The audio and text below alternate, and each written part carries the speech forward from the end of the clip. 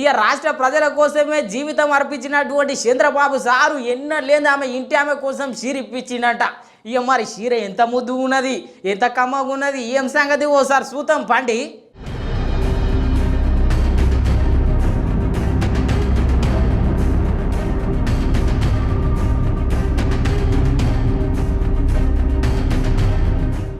ఏండ్ల సంధి ఎదురు చూస్తున్న మనకు చంద్రబాబు సారు చరిత్ర మొత్తం తెలుసు.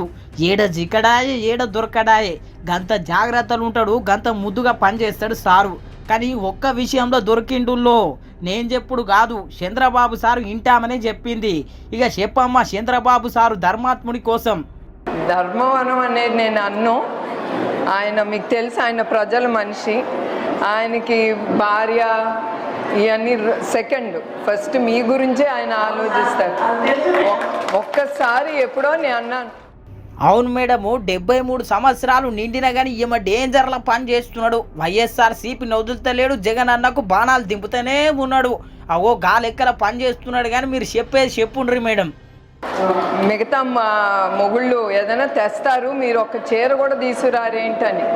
అది గుర్తుంచుకుని ఎన్ని సంవత్సరాలు అయిందో నాకైతే గుర్తులేదు, చాలా సంవత్సరాలు, ఒక 30 సంవత్సరాలైనా అయి ఉంటుంది. ఒక చీర తీసుకొచ్చారు, దాన్ని చూసి నాకు హార్ట్ అటాక్ వచ్చింది. అంత ఘోరంగా ఉంది, ఎందుకంటే ఆ కలర్లు అవన్నీ చూసి.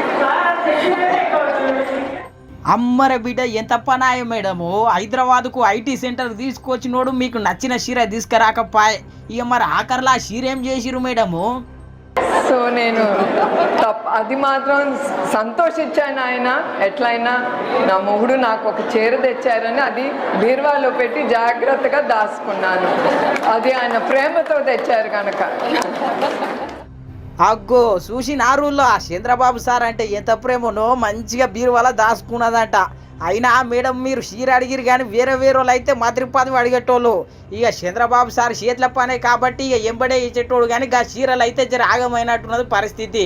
ఇక ఇంకోసారి చక్కగా అడిగితే ఎటువంటి చీరలు అడగకు మేడము, చక్కగా మంత్రి పదవో లేకపోతే సీఎం పదవో అడుగు.